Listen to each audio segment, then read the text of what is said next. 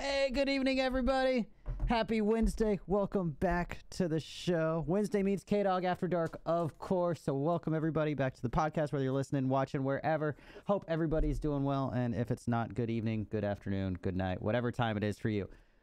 I am your host, of course, KdogAfterDark. Tonight, I am joined by two amazing people. Co-host tonight on the show, I have the Fool Took, who's been an amazing co-host. Oh, wait, my other light's not on.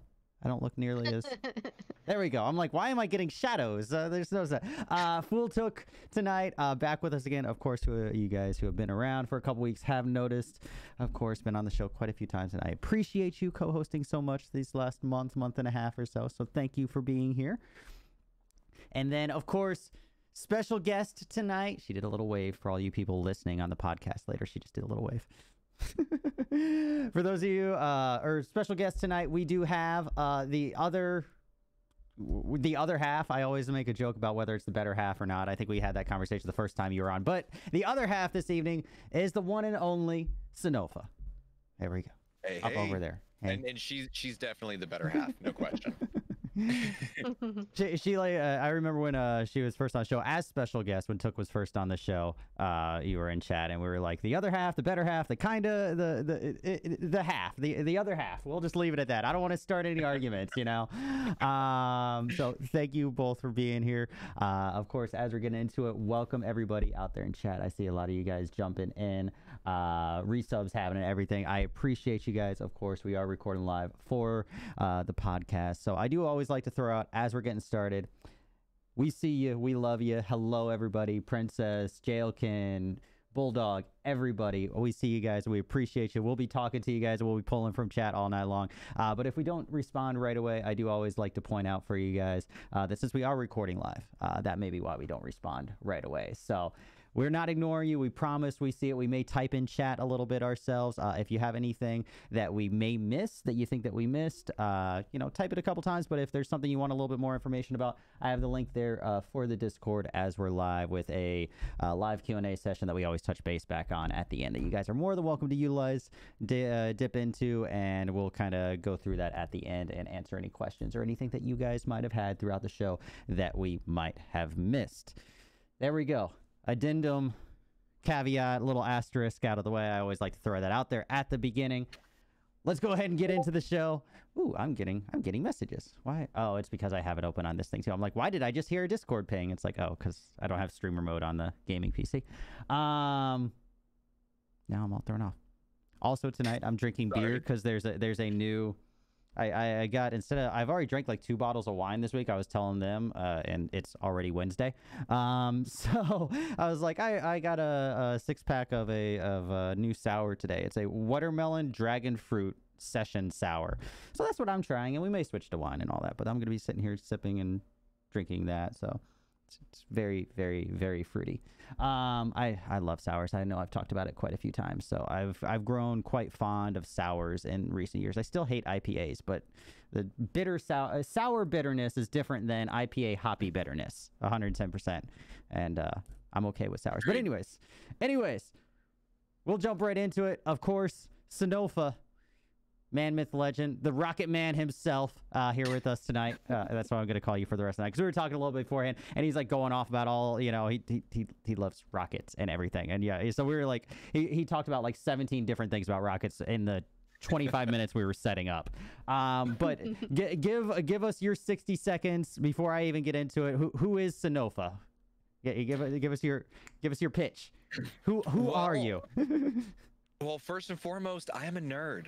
I'm a big nerd. I'm a nerd of many different kinds. I am a primarily Minecrafter, throw in some FPSs and indie games in there, but I also do things like hobby electronics and programming projects. I'm a computer science student, and I bring a lot of that in as well. Unfortunately, this semester I haven't been streaming a whole lot, but that's what it is. Mm-hmm.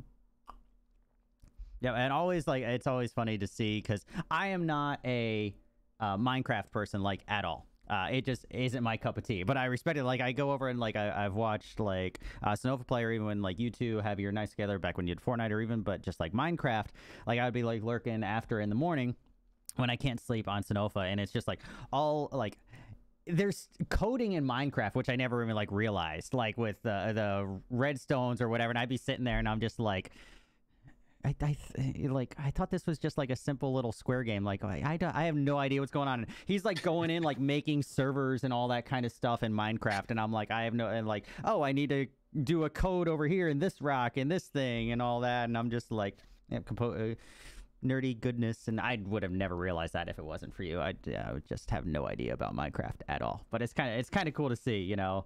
But I know you have a huge Minecraft thing, like you said. Haven't been streaming as much, but arguably a very good reason. Yeah. Funny story about Minecraft and the nerdiness. Mm-hmm. In my digital logic courses, I was actually able to check my homework every single time by setting up redstone circuits in Minecraft to verify what I had was accurate. That's awesome. So can you set up like essentially like, because I remember like, you know, the little bit of computer programming and everything else that I did in college and everything, but then like even going back to like the math classes and writing programs in like my TI-89 and everything to do all, is it kind of like the same thing, like programming in that way, or like, because I have no idea how it works. Like, do you just like so logic statements? Is it just a bunch of logic statements essentially? There's two different things there. There's the redstone, which is simply like circuitry. It's like your diodes, your comparators, your things like that. But then the actual like coding is the command blocks, and that's a whole other can of worms. Yeah. And so the command block will be similar to the actually typing in commands into the chat, whereas the redstone, that's all circuitry, that's all logic gates, that's all the super nerddom.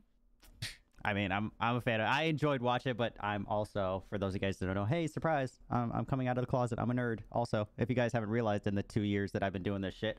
So I enjoy it as well.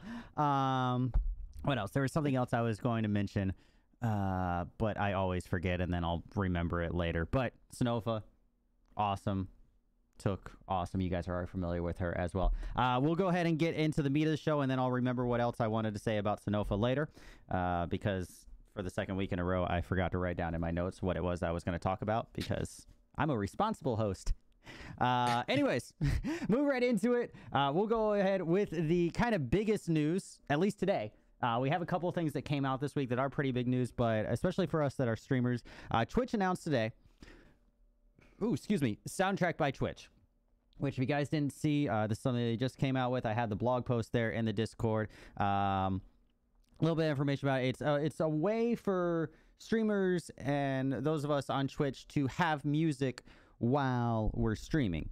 Slowly rolling out on OBS right now. They are going to be adding Streamlabs support and everything else in the near future, they said. The goal is it's a way for music to be played that's DMCA friendly and won't get like takedowns or anything. It's only during the live videos. It's not during VODs or anything like that. I have a little bit of more information about it, and we'll kind of touch back and forth a little bit on questions as we go through. But right now, at least from what I see, and like I've had to go through and do a lot of research because they're slowly inviting access to this. I still have a lot of questions. Like you have to go up, and I have the link there in the Discord. You have to go and like sign up for access, and they'll send you the thing, and you could kind of test it out. They're slowly rolling it out. I personally just out the gate have a lot of questions about the way that it works, like from how it reads, because there's a lot of different things that jump out at me. First and foremost, I'll just come out. The way that it's described as working is that it's downloaded similar to like an OBS plugin. So you download it, it links up with OBS. It sends the audio. It's a separate audio track, kind of similar to how I already do my audio. So that makes sense, but it's a separate audio track. So it sends as a separate audio track to Twitch, and then Twitch analyzes that audio track and will not include it locally on their servers on like VODs and clips, because it like looks out for that audio file or however it's coded or however it's tracked and that.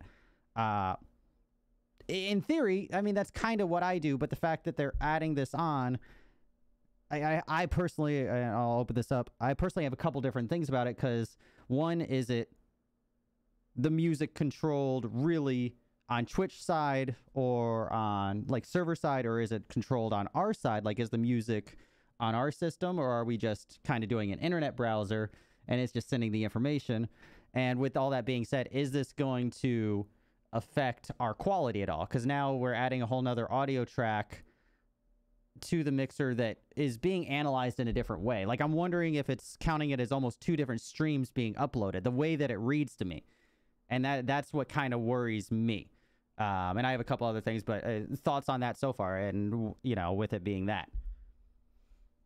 I'm just a little curious what contract they struck for this. So is it DMCA protected, or not? It sounds like it's they're fishing a loophole, or just signed a really weak contract saying like, yeah, they can use them during the live portions, but any recorded is gone, needs to be gone. But in that case, then as far, you know, it may not be purely legal, but as far as enforceability, how is that any different than their current enforceability? Like, what if you just you know, every time you stream, you delete your VOD and turn off clips, and then just turn off clips and then just re-upload, you know, with you know, to YouTube or whatever without that track, which is easily done. Yeah, you can record locally. Yeah, no, that's a valid point. You know, the fact that it's not in the clips and VODs is, like you said, it's not much different than what they have now, and could be a almost, it says that they've been working on this for a while, but it almost seems like a knee-jerk reaction to Facebook, and we'll get into that in a second. But we already mentioned that a little bit in our private messages beforehand. But yeah, no, I agree. It's not. It says that it's DMCA friendly, but then if it's the way the contract is, if it's DMCA friendly, then why does it matter if it's on your VOD or not? That's a good point. So, Took, thoughts on it so far as we get into it? I'm just confused generally. It just seems like a giant fucking loophole that they're trying to get away. They're like, you guys want music? Here, you can have music, but you can't have them on your VODs. I'm like, oh, okay. I don't know what that means. It's the same thing. Even if I use non-DMCA music, you just mute my VOD. Yeah. There's no difference. Yeah, it's weird. Like, it seems like it's everything that I've seen about it, and I had to read, and even there was an article that came out like right before at like 10 o'clock that somebody wrote on one of the news websites I go to, because I was scrolling all day since this was announced, and since actually Took sent it to me earlier, trying to get some more information on this. And it just, the more information I see, the more confused I get, honestly, about what exactly it is. Until we get our hands on it, until we see it really in practice, there's a lot of different things that could be good or bad. Obviously, at the end of the day, this is still a step up than, you know, muting your VOD, like Took said, obviously. But you know, like you just said, also, it's kind of like a loophole. Like, yes, it's a step up, but like, the way that they're presenting it right now almost doesn't seem like a plus in the initial thing. Like, it kind of seems like a workaround, which for those of us that already, I have a workaround now. I just do DMCA friendly music and I listen to my own music in my ears. And the other thing is, like, this is all also music that is kind of that DMCA style music. I didn't see anything listed. Like, I don't see any ska punk bands on there. It's all still the same. Rock music. Yeah. No rock music. Yeah, exactly. It's all still the same stuff that we have on any DMCA friendly playlist. So, well, on top of that, they it looks like they're also trying to start their own label. So then why do we have the restrictions? Especially if it's their own label. It's not going to be flagged DMCA if it's their own label and they have a, you know, this entire website is going to be cleared for DMCA from this particular label. So why are they putting the restrictions on? Yeah, it's a weird middle ground. And that's why I said, so to me, it seems, and I have that in my notes as well, that it's almost kind of like a knee-jerk reaction. It's something that they were working on. Because for those of you guys that aren't familiar with the Facebook side of things, Facebook has something like this already in place besides their announcement last week. So Facebook had, if you streamed over there, whether it was on, I think, like even the Level Up, I think, had access to it. So if you were streaming over there, you had access as a Level Up content creator to a kind of soundtrack section, which was all friendly DMCA wise, and that was through Facebook, and you just press play and it would just play on your stream. I don't know if it was played on your VODs or whatever, but I'm sure it probably was, but it was just all inbuilt into Facebook and you didn't have to worry about it. This seems like Twitch's version of that they were making, but they almost kind of had to launch it early because of Facebook's partnerships that they did last week or within the last 2 weeks of the music all around. The fact that Facebook, signed all these deals allowing their partners to have full-fledged access to music across the board. So, like, I almost feel like, since it is kind of a half-offer, like, they just felt like they had to give something. We saw Twitch Sings go down, announce that it's going down by the end of the year. Like, we see Facebook announce this. Like, I feel like they just felt like they had to put something out to quell the masses or give us a little bit of a hope almost. But it is almost kind of like a half offering, it seems like. That being said, like you said, Sonofa, with the music industry or the music label side of thing, they are working with a lot of labels. They said like Monster Cat, I saw that, but it does look like they're kind of almost creating their own label.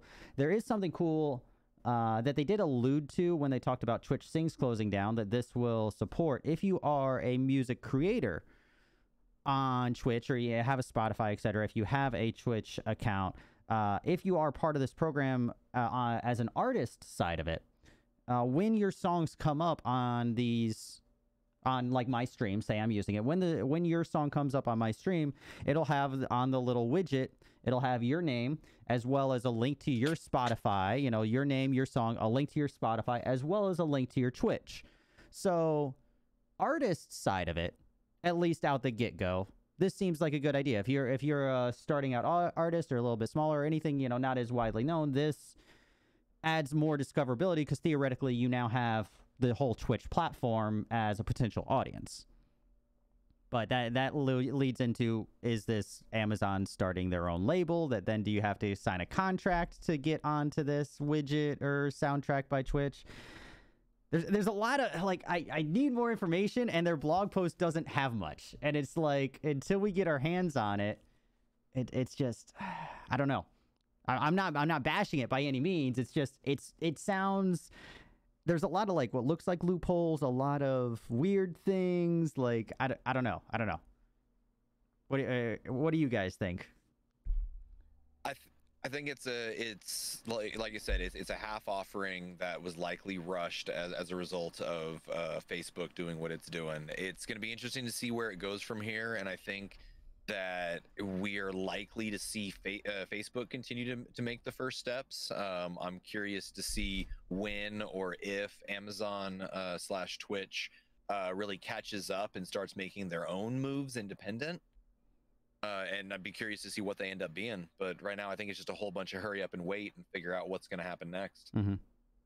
Agreed. Yeah. There's just so many questions I have with this. Part of it is, for me, being a quality buff, and I know, Sonofa, when you were streaming a lot, you were the same way. We always talked about it a little bit. Like, my biggest thing, if I run this, like I said, with the client side or server side, like all this kind of stuff, like, will this, because there's a lot of ways that I could almost see this affecting your stream quality. If I'm effectively having to upload 2 different streams, because then, like, is the music, I'm assuming I'm hearing it on my side, but then am I playing it kind of through a digital player? Am I playing it locally? Am I playing it off the server? And then also, like, if you're watching, if, you guys in chat and everything out there are watching, are you able, what would be cool is if in the widget, if you could mute the music yourself. Say you didn't want to listen to it. It's there as an option, but you can turn it up or down. Maybe that's the thing. I don't, like, I saw a picture of the widget, but I'm not sure. Like, it has the names, like, but that would be a cool thing. Like, if you're sitting there, if I'm watching, Took stream, and I'm just like, I don't feel like listening to music, I'm gonna listen to my own stuff really low in the background, and you can mute it on your end as, a viewer. That would be a cool thing that you can do, turn it off or on. But until we get our hands on it, and until they come out, like, I signed up for the early access. The link is there in Discord. Like, sign up. Like, if I get into it by next week, we'll try it out. But I'm excited to try it just because I'm very curious. not because it's something I think that I'll use, because I have my own loopholes and workarounds that I have YouTube videos about, and it's a lot easier in my fucking opinion. But, you know, whatever. Artists, though, the artist side of it, I think is really cool. If you are a smaller artist, whether with a record label or not, but if you are able to get into this program as an artist, and, you know, it links your Twitch, it links your Spotify, everything, I think that's really cool opportunity there for you. But we'll see. This just launched today, this afternoon. I don't know. Because, yeah, like, if you look at... Here, I'll even pull it up for you guys and you guys in chat as well from the link. Oh, where's my button? There it is. Let's see. There we go. All right. So, if you join the wait list and everything, but here's, like, the picture that I was talking about. Like, so this is obviously, like, the desktop side of it. This kind of thing. They have another one in their blog post. But this is like the only one that they have. Is this like just a desktop music player that, you know, then kind like of Spotify? Yeah, like, and then so it adds its own audio track, like it's a Spotify OBS plugin, kinda. Like, I don't know. But then also it's like we're gonna have all these different types of music, and everything that I see on it right now is just all the same nonsense that is on. There's an issue with this that I just ran into. Mm-hmm. Lay it on me. XSplit. Mm-hmm. This is aimed at OBS and Twitch Studio, and knowing how XSplit works, because I'm an XSplit user. One of my pretty much actually my only major complaint about XSplit and why I'd like OBS above it is the audio sources and the fact that you have your you know, essentially a mix board right there, and you can split them out. XSplit doesn't have that. It doesn't have anything close to that, and adding that into it would actually be a pretty big change to their software. And I'm curious how long it'll take for you know, Twitch and XSplit to come together and actually make that happen. Yeah, because there's still a decent amount of people out there that use XSplit. Like, you know, I like OBS, but there's, you know, when I first started, I tried out XSplit and everything else. There's a fair number of people that use it. So yeah, that's you're not denying, but you're limiting feature from a whole user base because of the way things are set up. That's I didn't even think about that because I don't use XSplit anymore, but that's something, yeah, definitely think about. Okay, hold on, wait, what's this see it live thing? Hold on, let's see. I didn't see this before. Introducing soundback for Twitch, rights cleared music for all Twitch creators. 24 hours a day, join the wait list. Already did that. Stream worry free. That's the same thing it says on the blog post. Highly curated music library of 17 different types of... I've never heard of any of those people. Any of the people on here. Where is my ska and rock music? Yeah, exactly. Like, where's... Yeah.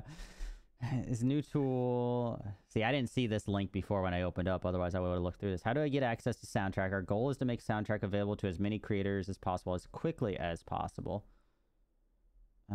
Between stations and playlists. All right, so here's like the pop-up stream kit. Yeah, Hide soundtrack. Like yeah, there's no like volume control or anything like that, but it just shows. Okay, so this even. All right, now I'm already kind of a little annoyed because I was like siding with the fact of the artist, but I mean, if this is all that shows for the widget, I mean, it shows there. I guess it shows the name and who's doing it, and then you have to click on it to get to any of their info. I guess that's not bad, but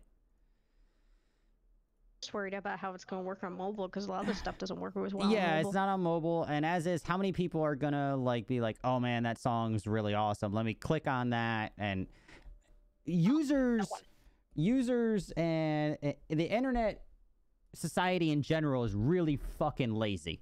If they have to click more than like 1 or 2 times, even 2 times, like it takes a lot from them. That's why all of us who are streamers put like the links in chat and have all this stuff, because if you don't tell people, hey, follow, or here's how you donate, or even just, hey, here's the link for this, they won't do it.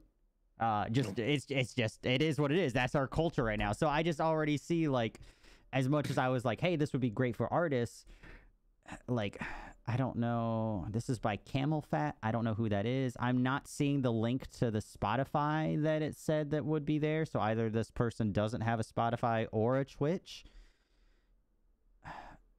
I don't know. I don't. Great way to demo your stuff. Yeah, like it says that it has all this kind of stuff, and then I'm like, where's the beef? Yeah, I don't know.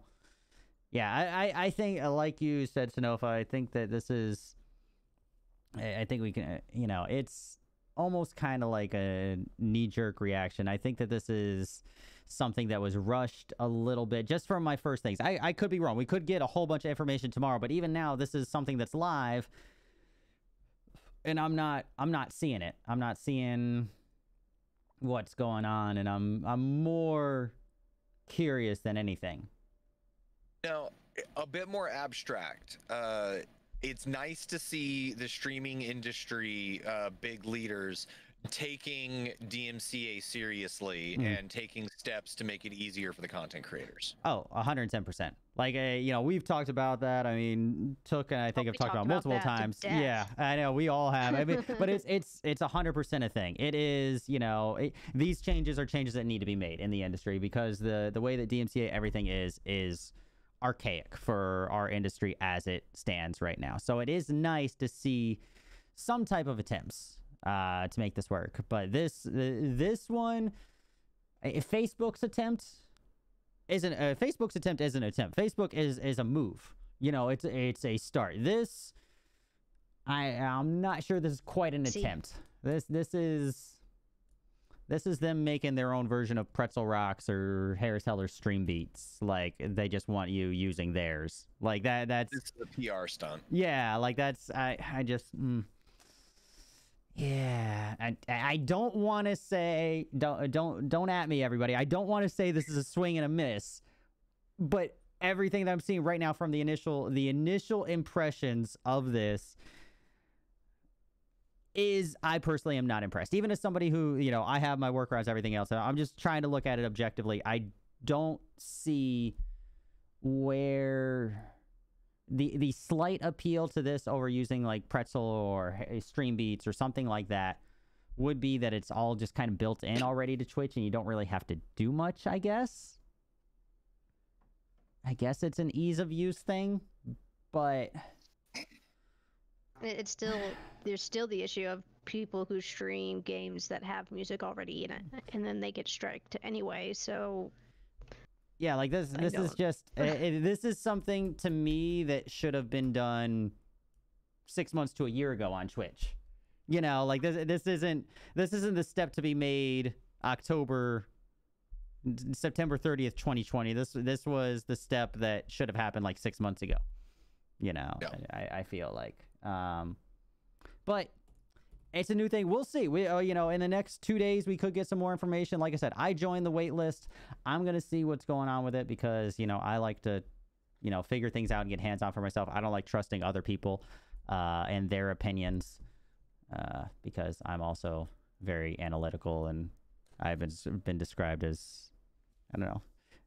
Pessimistic, I think, is a word that has been used to describe me because, as any of you guys who have watched the web show before, I like to err on the side of negative. Not necessarily by choice. That's just who I am. I like to nitpick at things just because, I don't know, I'm good at it. But that's just me. It's better to be pessimistic and pleasantly surprised than optimistic and negative. That's the way I look at it. I would much rather look at what all the potential negatives could be and then be like, oh, these positives outweigh. Like, I would much rather enjoy it, despite the negatives, rather than ignoring blatant negatives and all that. But that's just me. So we'll wait and see.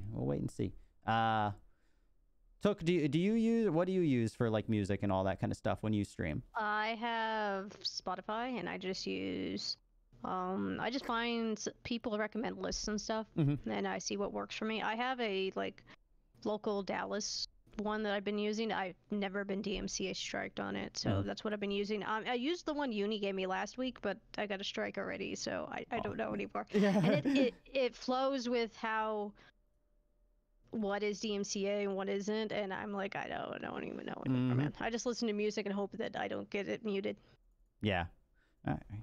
And so you just, you know, create that separate audio track and all that like I do. Then you can listen to whatever you want.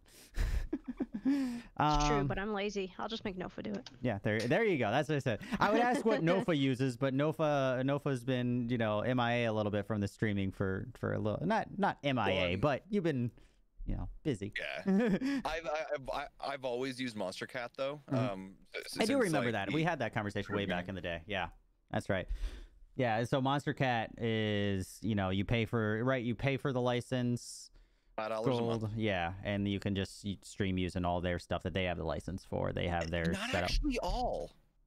There's some that you can't, and they have like a list of what you can with that license and what you can't. And I found that out the hard way on a few like YouTube highlight reels, and got striked. And I'm like, what? No. And I peeled it, and they're like, no, you think you have the license for that, but you don't. Yeah, that's on the premium Monster Cat license, you know. One that No, costs that's per song $14.99 a license. month. Yeah. You have to license them individually at that point. Yeah, one of those really gosh. expensive fucks, yeah.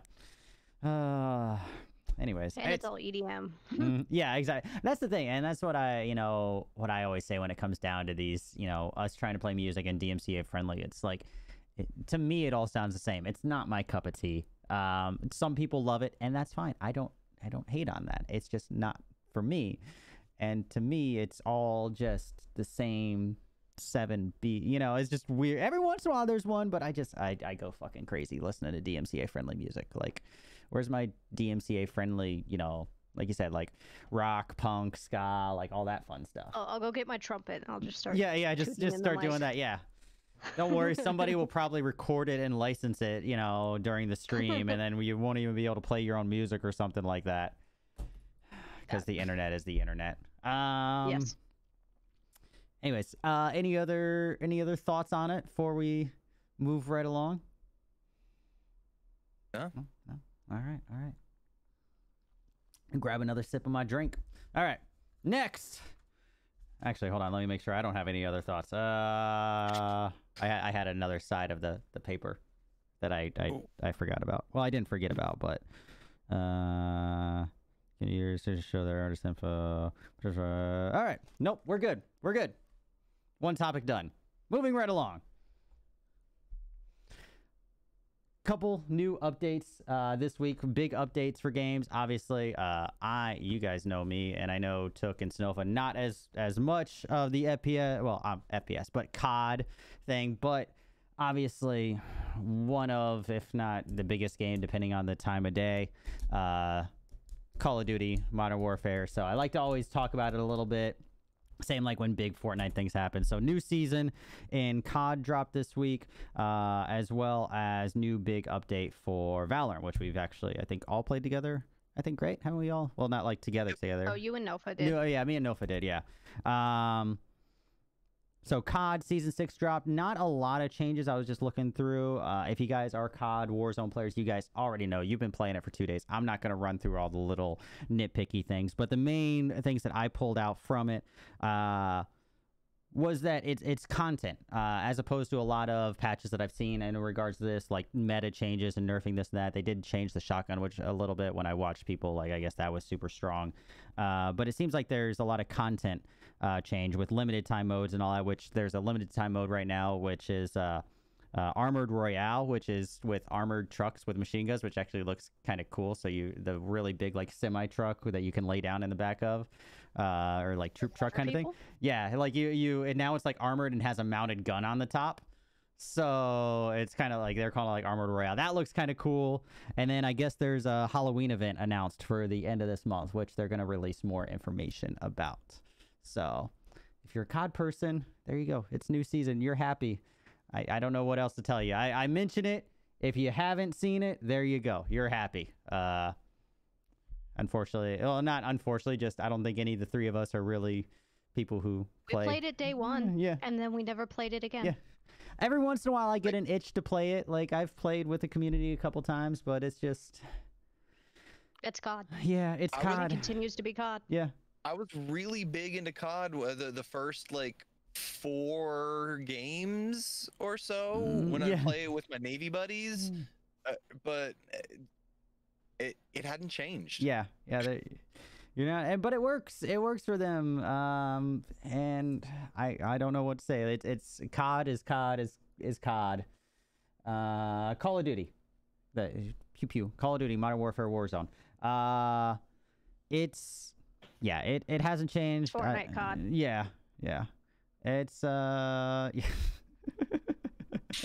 like it. I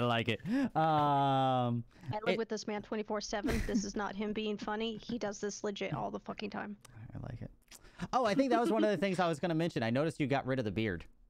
When did that happen? What, a week ago? Something like that? It's actually the first time that a razor has touched my face since I got out of the Navy. Oh, nice.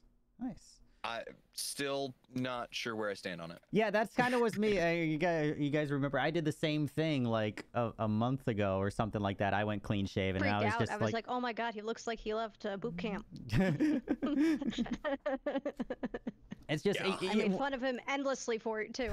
Well, that's the thing. Like, you get used to somebody when they have a beard, and even yourself, like, like you get used to how you look with a beard, and then you like shave, and you're like, well, huh? Like, you've looked at in a mirror for 2 years or however long it's been with a beard, and then it's just like, this is interesting. Who the hell are you? Yeah, it's weird. I don't know. I've definitely been feeling that. So I let mine grow back out, partly also because I'm lazy and I don't feel like shaving every day. It's cold in Chicago. I was thinking about doing that, but then with this new job, I'm actually working in a clean room on a satellite, and so I'd have to wear an extra beard net, and I'm just like, nah. Yeah, that's worth it then. Yeah, I could 100% see that. Yeah. I had to wear those. One of the kitchens I worked in for a while that was going, like, they were really big on, like, I got dinged on, some health safety things and all. They made us wear, like, beard nets or whatever when I was in college. And I'm like, yeah, that was one of the times I went clean shaving because I'm like, I'm not wearing a fucking beard net. And it was like I had a very short trim on my beard. And I'm like, what, do I need to wear a fucking eyebrow net too? Like, it's no longer to my fucking eyebrows are. Like, come on. Like, really? No facial hair, no hair. Yeah, I just fucking shave it all. So yeah, COD limited mode. We'll see more and we'll talk more about the Halloween event when it's announced. That's going to be running from the 20th through the 4th, I believe it said. So that will be interesting to see what COD event is that at the end of the month. I like Halloween events in games. I like to see what the developers come up with. So that was kind of cool for me to see. Sometimes they flop, but I like when games embrace, they try to add that longevity and, just take care of their community. Yeah, I mean, sometimes they suck, and that's definitely the thing. But I like when, games try to incorporate Christmas and Halloween and all that, because that always reminds me like how WoW used to do that, and you'd log in and everything's fucking decorated for Christmas, and I'm like, ooh, yay. It's all festive. Oh, those were the days, man. The good old days. The first time of playing and walking through all that stuff and seeing it the first time and all those events. So that's what it always reminds me of. So yeah, mainly content changes for COD. I've seen a lot of people complaining about crashing. And also, once again, the file size is fucking ginormous. But it's nothing new. Yeah, that's been the same thing since day one. The fact that it just keeps getting bigger and bigger, I don't know why. I don't understand why Warzone is that big of a fucking game, file size wise, and they just keep adding to it. There's no reason that it should be that big. I've ranted about it before. It does not make fucking sense. But anyways, if you guys are still playing the game, you guys are used to it, I don't want to hear any bitching. It's just going to keep getting bigger because that's what Warzone is, and it's going to fix the actual issues. Yeah, it's going to crash because it has crashed the first week after a season launch since it came out. So that's not it is what it is. It's just the game at this point. So it is what it is. The other thing No, go ahead. And if you've got a 30 series NVIDIA graphics card, you're crashing for whole other reasons too. Well, shit. If you have a 30 series graphics card, you're just... I don't know if I consider you, like, lucky at this point. Like, how the hell did you get your hands on one? Like... Hi, kitty. Hi. There's a kitty by my feet. Yeah, dude, yeah, with even the 3090 launch, like we talked about the other launches last time, like, Took was on and everything. Coming out, but like, dude, even those launches like last week of like the 3090 and everything, it's insane. But don't enable the scalpers. Yes. Make their stock rot. Yes. But if you want to hear the whole long conversation about all that shit, that's on last week's web show. So YouTube, go click the link. But or the Spotify. I gotta get the link up once I finish. It's not live yet for the podcast, but it's all there. It's already. I'm just fine tuning it, and then I'll have the link for all the podcast versions of everything. We just haven't pressed the go live button because I have so much other shit going on. But that Valorant, another big update there on the Valorant side of things, which is probably one of the most influential ones since launch, and that is they finally nerfed the operator, which for those of you guys that don't know is that big one-shot sniper rifle. They've been looking at it for quite a while, how it affected the game, and they realized that it was too strong, and they finally addressed how they felt would be an appropriate way to nerf it. This has been a long time coming, but they've really been looking at the numbers. So just brief synopsis for you guys that aren't familiar or are a little bit familiar with it. They did nerf the opt-down. They increased the price by 500, so now costs 5,000 for the gun. And long story short, they made it you walk slower when you're zoomed in, which was huge because people were able to very quickly swing peek, and they increased the or decreased the accuracy from like landing, because a lot of higher level players especially, you know, were able to jump out into the open, land, and like take a shot, because like the accuracy was just coming back way too fast while you're there. So huge nerf to the op, which will change the dynamic of the game quite immensely moving forward. That's really it for gaming news. Moving on. Next big news topic this week, and I'll get your guys' opinion before I do a whole bunch of stuff, which is Amazon announced, I think last Thursday, I think that was the day that was, the day after last podcast, which is Amazon's Luna, which is a cloud gaming system similar to Stadia, similar to xCloud in theory, streaming cloud gaming. New streaming service. It's modeled in a way similar to like the cable of video games. That's even how they kind of have monikered themselves. Where you're going to have the initial, you have your Fire, you have your kind of hardware piece, and you pay for subscriptions to channels that have games on them. So the two channels that they have right now is Luna Plus, which is $5.99 a month and has a whole bunch of different games in it, and you can play unlimited amount of time on all those games listed. A couple ones in there, Resident Evil 7 and Control, and then they had a bunch of others listed, but those were the two big names. And then the other one they talked about was a Ubisoft channel with no price, but it's speculated that it's going to be higher. I'm going to just kind of open up the floor and let us talk about it a little bit, but very interesting. I'll lead it off with very interesting the way that they're modeling. I like the fact that they're trying different things moving into this new era of gaming, and I've said that cloud gaming is the future. Not sure how I feel about the way that they're modeling it, though. Paying $5.99 for one channel, kind of like paying how we all used to pay for cable, which we don't really do anymore. You know, $5.99 for this channel, $12.99 for HBO or Ubisoft. You know, you got to pay $15.99 to play any EA games that you want. It just seems very odd to me. What about you, Took? Seems like a complete waste of money. I'm not going to sit there. You pay, what, $15 a month and get the xCloud one for Xbox, and you get all the games. Mm-hmm. Why would I want to pay for 6 different channels and it'd be like $100 a month? That's no. I'm gonna play on my fucking phone? No. No. That's just disgusting. What about you, Nofa? What do you think? Initial impressions, thoughts? I think that they are trying to take microtransactions and apply it to something bigger. Mm-hmm.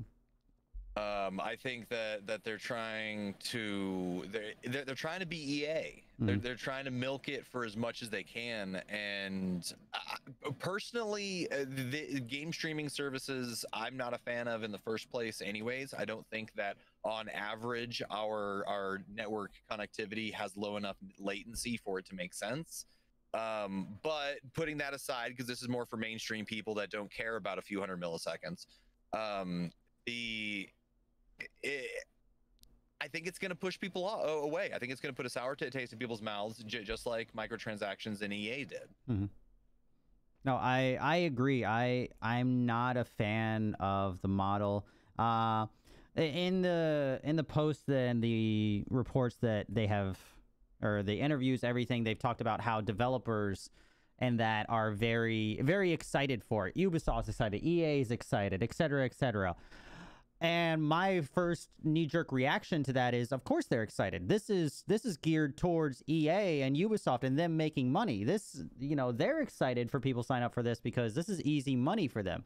Just the same reason HBO was excited to be that extra $12.99 and Cinemax and everything else. Like, it's great for the distributors, for these big-name companies. I don't see how this is good for the consumer at all. Like, I don't see. Devil's advocate. What about for small game developers? Mm-hmm. This could be awesome for them. This could be. And so the only place that I see those fitting in, and what I thought, this was one of the notes that I had, which is if developers don't have enough money to have their own channel on the page, what happens to them? I assume they end up on this Luna Plus channel, which seems to be kind of like the catch-all, is what I assume is going to happen. That being said, if you have this and you only have that channel, yeah, it could be good for those smaller developers because it gets them out there for these people who are just looking for new games. And you have that one just random for $6 catch-all channel of random games. But I just, going with your devil's advocate, I don't see how, as a developer, you would, if you were that small medium developer, I don't see this being more beneficial than taking your product. If you had to choose, no, I'm not saying that you do, but taking your product to like xCloud and Xbox Live. I think that the market and the amount of consumers that are going to be there for the product is largely a lot more eyes on your product if you bring it to something like xCloud and that move forward. Because they, at the end of the day, I've talked about how much I think that is the end all be all, the Game Pass, the way that is moving forward. It's amazing. Xbox Live, Game Pass Ultimate. I think that it would be okay for the smaller developers in that regard, but I don't see how it's a better offering to them than the current Xbox system, the way that it's set up. Agreed. It has also a $50 controller that comes with it, a low latency controller, and they are adding an internet browser app. Essentially, for when you do want to play on your phone, there's an internet browser app to circle around the whole Apple Epic kind of thing that's going on right now. So essentially, you download the app, and then it's essentially like a different internet browser, and that kind of browser brings you to the Amazon page. So that's how they're getting around that. But yeah, no, I actually had that on one of my questions, what you just brought up, Nofa, which was about indie games. How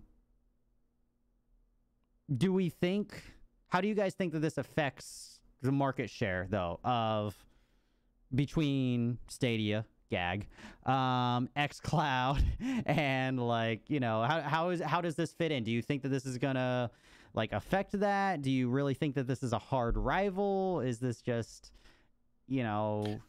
money grab? What are you guys thinking? Duck?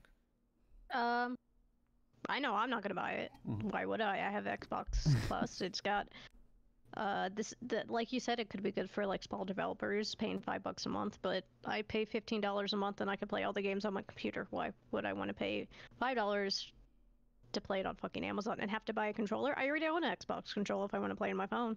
Mm-hmm. It seems like a really money grab. They put too much thought into it money-wise to cover what they did, and I don't know who's gonna buy it. I mean, I guess for your kids, that'd be a good idea. Sit them in front of the TV to play video games, but that just seems like a waste of money.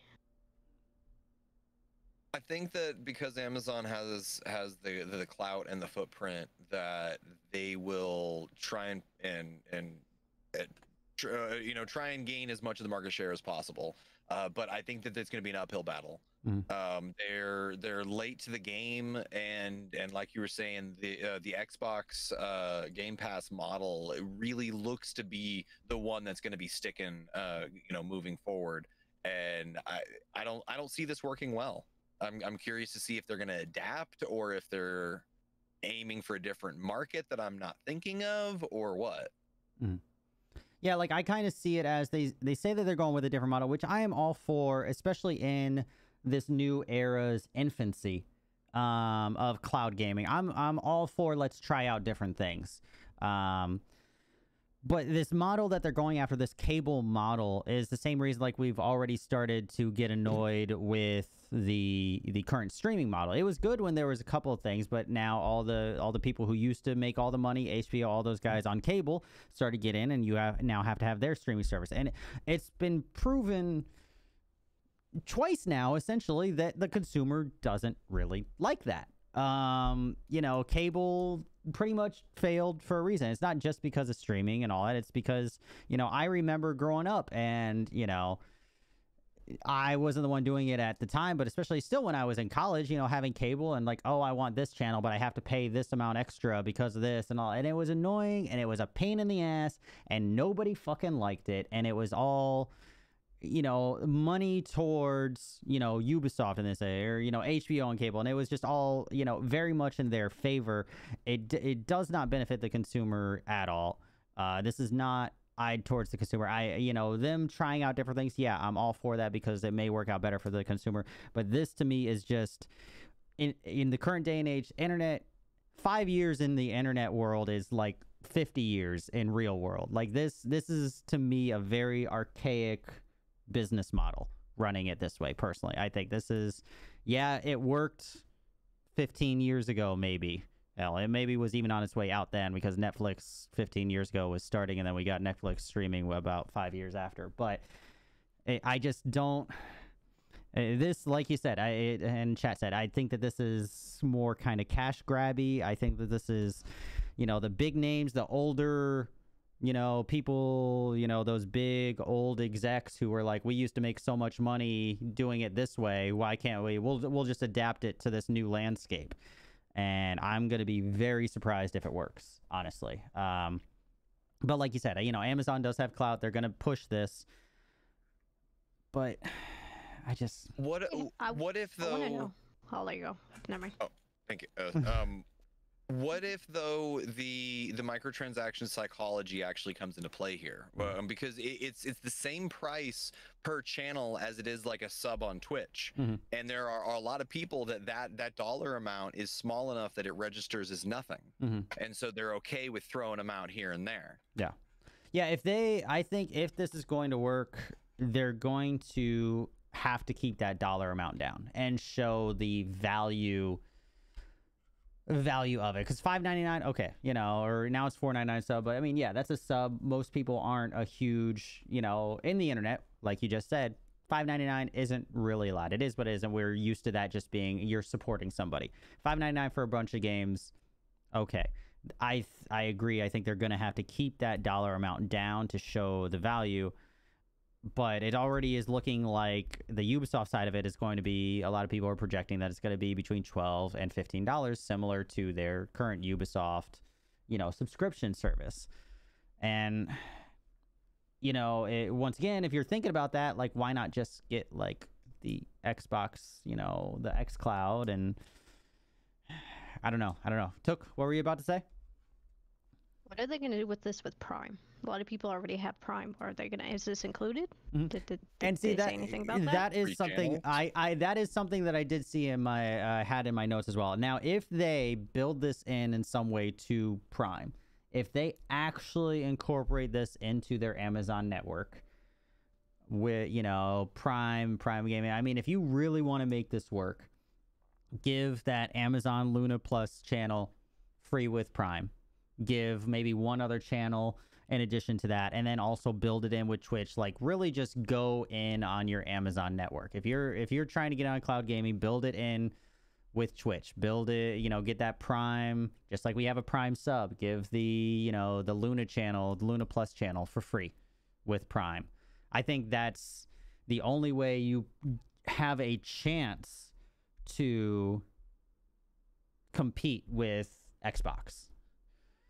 And I don't include Stadia because Stadia, I don't think, has a chance to... This is better than Stadia, but that's not saying much. The bar, this is ground level. The bar Stadia set in cloud streaming is like here. So it didn't really, this being better than Stadia is like, not saying much. But, really at the end of the day, you have to see, the biggest comparison is the xCloud as it is moving forward. Hi, kitty. I don't know if you guys could hear her meowing. She's like, I want attention. Hi. No, I agree. I think that's the only way. Like Nofa just said, the only way that this is going to work is if they somehow work this in with Prime, working it with Twitch, really build on that audience. I don't know. Like I said, I'm that normal, like, not pessimist kind of thing, but I look at, the downsides of everything. I'm that one that you bring in that edits everything and, figures it out. Question, though. Mm-hmm. What if they gave free channels to like Twitch partners or something? What if they use their Twitch content creators to push it? Do you think that it'll gain more of a market share than it would otherwise? I mean, with the way that the internet... Well, here, Took, you answer. I've just been answering so much. What do you think, Took? I got distracted by the cat. I was kind of distracted by the cat, too. Hi. I think, yeah, if they use their business model right, they can make this great, especially, working this in with partners who already have big clout anyway. You have 200-300 people. Oh, they're going to go, hey, $5.99 ain't that bad. Mm-hmm. Or, hey, we can include it with something. Or, look, let's play this random-ass dev game that's on here. Because, mm-hmm. They're going to have random-ass games no one's ever heard of on mm-hmm. here. Because that's what they do. They offer 2 or 3 good games. And she just killed Perry. Yeah. They offer 1 or 2 good games and then a bunch of games no one's has heard of. So maybe it'll be good for that, but I'm just... It seems like a waste of money to me, unless Amazon packs it right. Yeah. Yeah, no, I think that they really, if they want this to compete with Microsoft, because anybody who's actually looking at the value of all of this, we already decided 2 weeks ago with Microsoft, and they announced the way they're moving forward, that is the way to go. It's a no-brainer at this point. I think if you're a gamer leading into this next era of games, not having the Xbox Game Pass Ultimate is just for the price of $15, it's a no-brainer. Like that's almost a requirement. It got rid of like all the negatives that I could ever really say about it. The value, everything about it, I think is amazing. For Amazon and this Luna to really survive a chance, they're gonna have to use the clout side of it, because they're not gonna beat the Xbox cloud, the xCloud, and everything, the Game Pass, on really the value and the content. In my opinion, they're gonna have to use the big name streamers. Yeah, exactly. They can do it. It could work. I hope it kind of doesn't, because this is why I'll never grow on Twitch, is because I spite my bosses. But it's I don't support this market growth style and this business model at all. But if speaking objectively, if they're gonna make this work, and it can work, is if they get the partners to push it, they do that, they get those partnerships up. And they say, hey, we're playing, they send this out to a couple people. We're playing on the Luna. It's this, and then it's $5.99 a month. You get access to games. And you have little Timmy, who's watching his favorite streamer, go up to mom and dad and say, oh, hey, it's, this $50, or, it's the Amazon Fire Stick for however much, which we already have in the living room. All you have to do is buy me a controller, and then, $6 a month. You know, for the mom and dad that doesn't pay attention to any of it and doesn't know the value difference, which are a lot of them. That's where they can win this market share. And having they're those, gonna have those big, mid-ad roles. Mm-hmm. And having those big streamers endorsing it and using it as well. You know, these parents who don't know the market and don't care to know, they just want their kid to shut up. Is that they're going to see that streamer as a subject matter expert, and just going to take that as, okay, that's what we need. It's what Microsoft hoped would happen with Mixer and xCloud, and that's, I think, one of the reasons why Mixer died. And they're probably going to be doing similar advertising on Facebook when it comes time to it. Yeah, I see things. Yeah, getting that way. That's a whole nother topic for a whole nother day. But yeah, no, I would agree on that. No, I think that's where it's going to be. But that's, you know, hopefully there is, I will say, a decent amount of integrity. Like if you look at the Twitter, like looking at, you know, way that Twitch has done things and just the backlash that they have gotten in a lot of different ways, a lot of different things that they do. Hopefully the integrity remains there, that, you know, you won't, you know, these big name studios won't just blindly promote it and say that it's the greatest thing ever just because of money. But at the same time, some people, it's all about the money. So, I mean, it could happen. And I think if this product and this market design is going to work, it's going to be based around the clout. They're going to have to build it around the clout that Amazon already carries, because I don't see how anybody who's actually a gamer or really in this industry, that games or anything like that, I would love to hear how any of the information I've seen so far, we'll see more, but I don't see how there's any side of value that this brings that the Microsoft doesn't beat it hands down tenfold. But if you're not in this industry, if you're looking to say, I'm not saying he would, but if little Timmy is watching Dr. Lupo or Shroud, and, you know, they're playing and they say, hey, Luna, and it's only this much and yada yada, you know, it could happen. It could happen. I hope it doesn't, but that's where it's going to have to go. They're going to have to build into their network that they already have, whether it's Twitch, whether it's Amazon Prime, whatever, you know, give a free channel. I 110% agree. And that's as somebody who, I don't really like subscription services, but I have like one or two. Like some of them are a value on PC, and I can get that. But once again, if say you just want to play one game, say you know, I just want to play fucking, I don't know, the next Watch Dogs or whatever. I don't know, you know, whatever. So you buy the channel that it's on. And just like every other subscription service out there, this is based on the fact that you're going to subscribe. Yeah, it's better for that first month, but many of studies have been shown that most people don't fucking cancel their subscriptions, and it just stays there, and then they're lazy. And so they end up paying more than they would have for just either buying the game or some other facet. And that's where they get you. That's where they get you. The gym membership philosophy. Yep, that's exactly what it is. I may still have a gym. I don't even know if I have a gym membership. I could. I don't fucking know. I do. He does.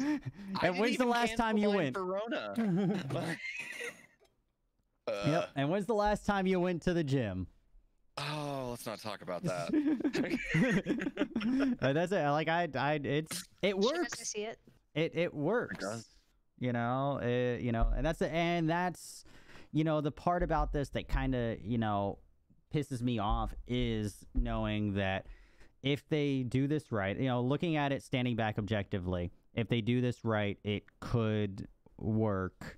But I really hate that business model. And, you know, consumer wise, it's about mainstream consumer behavior. Yeah. And mainstream consumer psychology. And unfortunately, people like you and I that analyze things critically and look at the competitors and the different options are actually the minority. Yeah, exactly. Like I said, it could do very well if they do it right.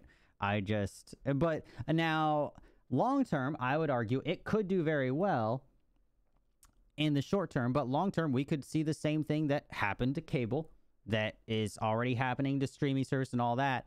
I don't know that this lasts longer than, say, like xCloud or something like that. Something that, you know, is a more reliable source that doesn't ask you to subscribe to 17 different channels. You know, that's why cable failed. That's like this is a business model that works, but over time it seems to fall apart. So, but by then we'll maybe have something new and all that. So I don't know, but it could do very well. Personally, let's hope it does. Personally, I hope it doesn't. You know, if they include, you know, free channels or whatever, like with Prime and all that, that's where they're gonna get it. Yeah, there's a lot of potential. I just, you know, if you're looking at it money wise, you'll still get, in my opinion, so much more value from getting an Xbox, getting xCloud, and that than you would, you know, get the cheaper Xbox, get xCloud, and you'll get much more value than paying, you know, whatever, because little Timmy's going to want that new release of such and such game, and you're not going to have that channel, and you're already paying, even if it's just these 2 starter channels, 6 plus, you know, let's just say, you know, lowball it, $10. You're already paying $16 a month for just a couple games. Little Timmy wants the new game that's on a new channel. That's another $10 a month. Now you're paying $26 a month.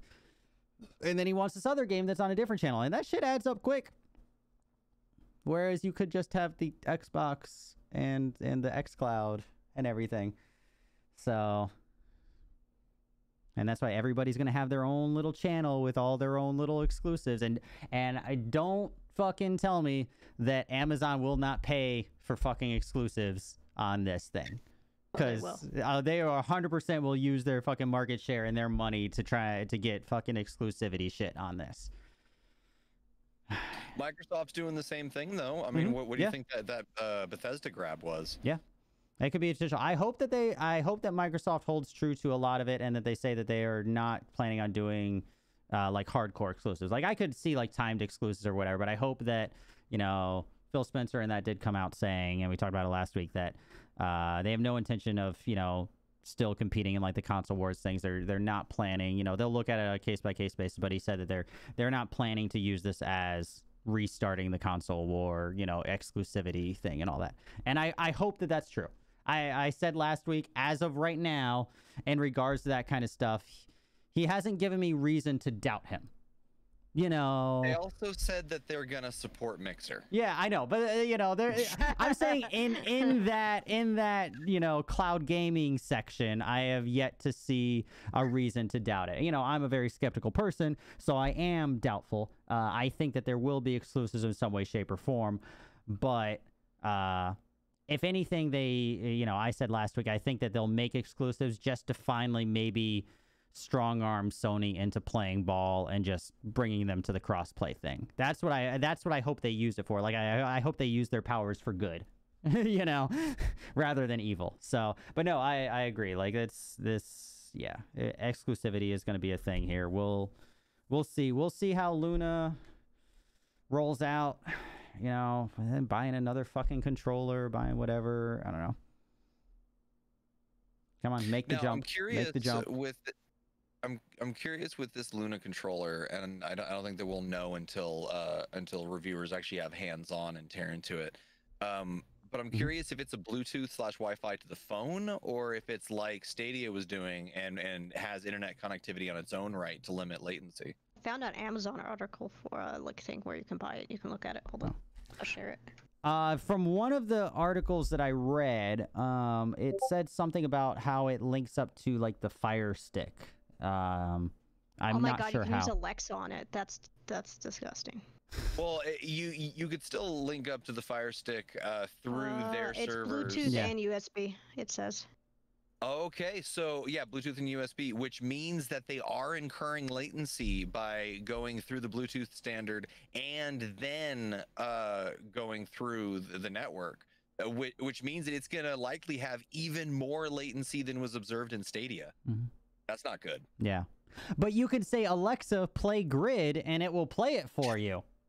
It says that in the that's one of the bullet points. Literally, that is one of the bullet points on this fucking thing. Hey Alexa, beat this level for me. Yeah, it's right here. Alexa, play grid. There we go. There we go. It says 17 to 30 milliseconds. I would like to see Cloud Direct technology connects directly to Amazon's custom game servers when playing on Luna, reducing round-trip latency. But PC, Mac, Fire TV, iPhone, and iPad. So this controller, high-performance controller designed to provide a deal. Use Cloud Direct technology to connect directly to Amazon's custom game servers when playing on Luna, reducing round trip. So then, man, that's DNS optimization. That's been around for a while for game servers. That's built into your ISP. yeah, this to me is just all a lot of marketing. Just looks like an Xbox controller too. Can we talk about how it just looks like an Xbox controller with a big button in the middle? yeah, it does actually. Yeah, it's a lot of, I don't know, I'm curious to see when somebody gets their hands on it, because to me, for that to work, this controller would technically have to be the sort of like it shouldn't be connecting then to your fucking Fire Stick or anything in between anyway. Like the way that this is worded for it to work in my mind would then be, this would be your hub. The controller would be your game hub then, and you'd have that direct link, which I'm pretty sure. Stadia did. Yeah. That's a loss for me. It takes 2 AA batteries. I don't want to go with fucking batteries every time my kid wants to play a fucking video game. It's an Xbox controller. Yeah, it's an Xbox controller. It really is. Luna control and download and install the Luna controller app. Wait, simple to set up and wait a minute. Download and install the Luna controller app on your mobile device. Power up your Luna controller, press and hold. You'll see an orange light spin around button. Open the Luna controller app and follow the on-screen instructions to set up Cloud Direct. It's like a lot. Why can't I just open the app on my stuff with that? Does this then, do you need your phone? Is it linked up? Is the controller itself just linked up to your local network? Does it need the app and all that to work? Is it technically going through the app on your phone?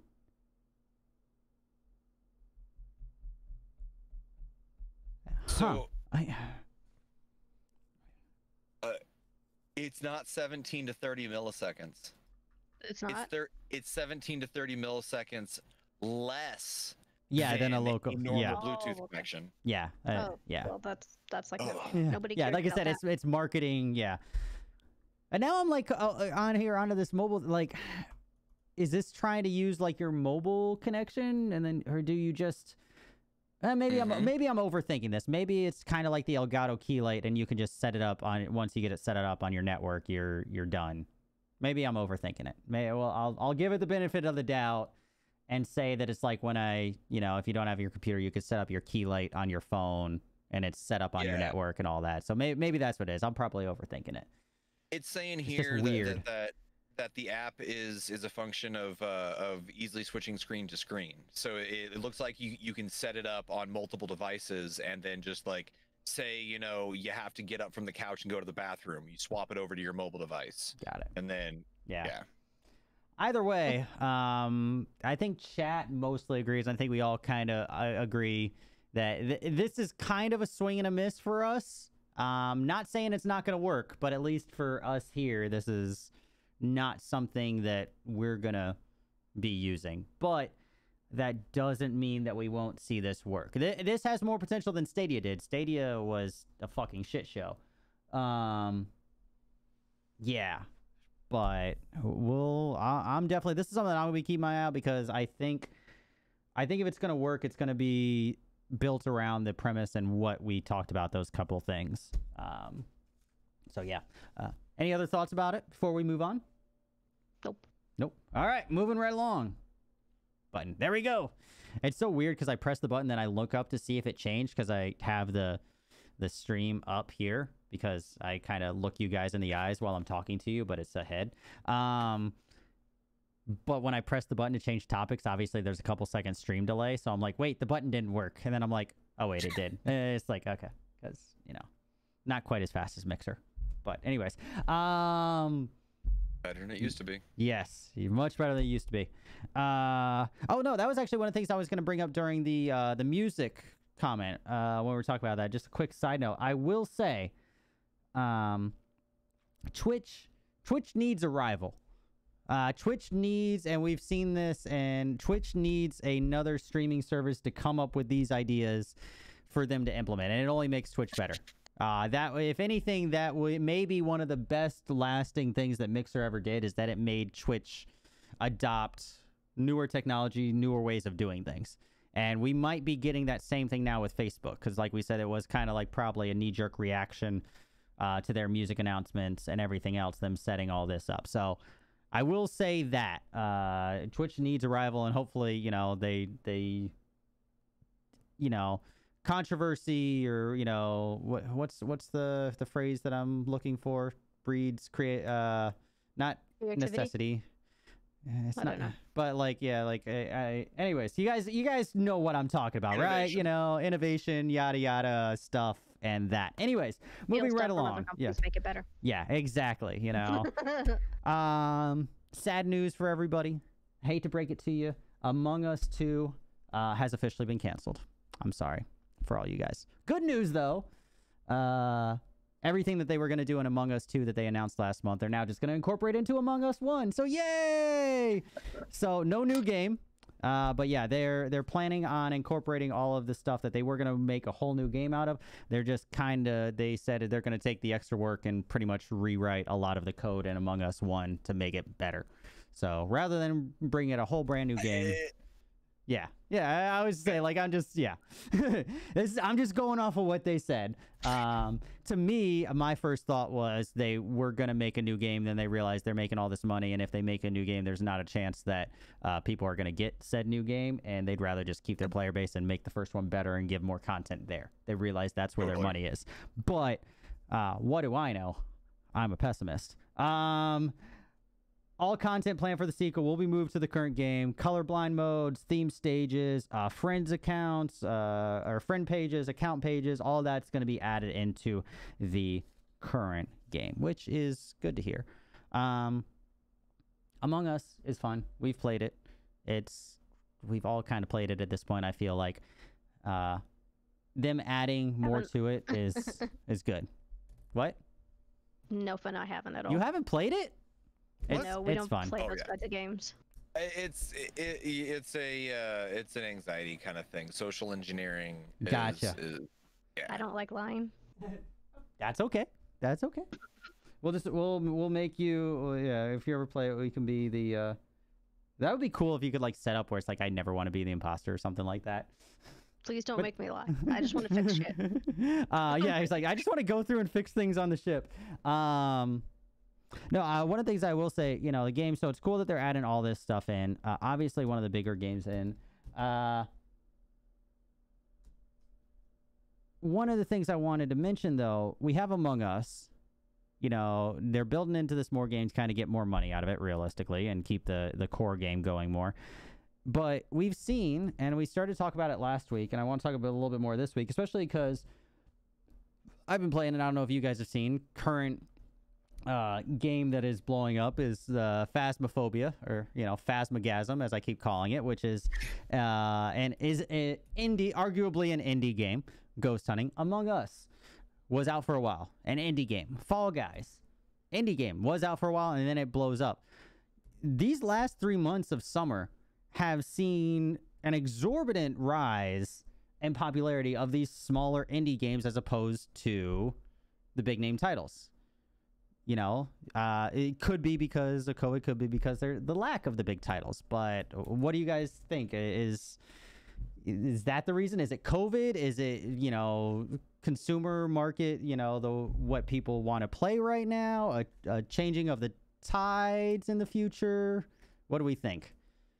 I think it is a combination of COVID and the fact that every single one of these games is like you can play it with your friends. Mm-hmm. Like, it's not Fortnite anymore. It's something that you can play with your friends, and that's what we've always wanted. It's like a coach co-op, but you can go play with your friend halfway across the country, across the the globe. You can go play with people in Australia because these games are fun, and I think that's what it is. It's you can play with your friends. It's not just you running around solving mysteries with your friends and with no friends. It's just you and random ass NPC. It's you playing with your friends. I agree. I think that it's the way that I picture it is it's kind of like it's so long since we've had a major title, and it's kind of like you're going through your Steam library or your Epic Game Store library, and you're like, man, well, what haven't I played 1,000 times, and what's something I can play with my friends? It's kind of like just going through that backlog or going through the store and just looking at it all. Like we're scraping the bottom of the barrel, kinda, and it's because like it was different with this now is because of COVID. We've used up all of that attention that we would normally have spread out over a longer period of time that would get us from major title to major title. But we've had so much time to put attention towards this that we just got burnt out on the big titles before the new ones got here, and so we're scraping. No, I agree. I think both of those points personally have a say in them. It's one of those, like you said, being able to play with your friends is great. The lack of, since we're all going through all of this in the current day and age, COVID-wise, the lack of social. I mean, I'm not somebody who enjoys going out and, talking to people because people suck. But, being social and all that, a lot of people miss that, and everything. So this fills a void that in different ways over these last couple months has been there. And like Nofa said, we're spending 20 hours, or 200% more time playing these games. So where we used to have that time because we were only playing 5 hours of such and such game, every couple days or whatever. Now we're beating this game in 1 week where it used to take us 3. So now it's like you said, going through these libraries, because some of these games, like Among Us, had been out for so long.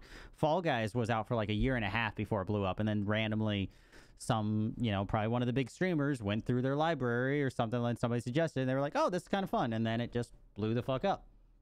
So no, I agree. I think it's something that is very intriguing in this current gaming landscape, and that could very well change in the next month and a half. We have a lot of big games coming up in the next month and a half, 2 months. This is the prime time with the new systems and everything coming out. So I'm personally very curious to see if it lasts moving forward, if we're gonna keep getting these indie games. I was never a fan personally of Fall Guys. Wasn't my cup of tea. Among Us, I can do in small bursts. Phasmophobia I enjoy. Yeah, I enjoy watching it, I think, more than playing it personally, because playing it not my cup of tea, especially because I play with people and they're like, oh, it's Kdog, just no matter what, it's fucking Kdog. It's like, god damn it, no matter, it could not be me. I could not say a single fucking word, and they're like, yeah, Kdog's not talking. I could say everything. Yeah, Kdog's talking too much. Well, fucking A. What do you want from me? There's another factor here I think that we've overlooked. Watchability. All of these games have a very high watchability. Not just easy to pick up and play and everything, but Fall Guys, Among Us, they're one shot. You can come back and it doesn't get old because it's a different dynamic every time, and it's good content. Yep, it's content. That's probably, play. Yeah, and that's why BRs took off as much as they did, is because you can have an 8-hour stream and have constant new content the whole time. That 110%. That's a lot of it playing into it. It's just interesting that it's indie developers that are coming out with this. That every but I enjoy that too, because a whole new experience every half an hour. I agree. I didn't think to mention that, but yes, I 110% agree. I still enjoy my story games though, but. Yeah, if you're a viewer and you only watch for 3 hours and the streamer plays for 5 hours, the next day you come back and they're in a whole different part and you're like, what the fuck did I miss? So I agree. But yeah, like Phasmophobia is the same way though. You know, it's content. It is, every hunt is completely different, and you could watch one hunt, you could watch 10 hunts, etc. There's here, hold on. Let's see if I can get her on camera. There we go. Kitty. That's, I knew that voice. That was the kitty voice. Mm-hmm. Okay, get down. There we go. Anyways. Any other thoughts about that? Any games, Among Us, any of this other good stuff? Nope. All right. No. Moving right along. Next thing. Hi. Anyways. Oh, that time it didn't actually change.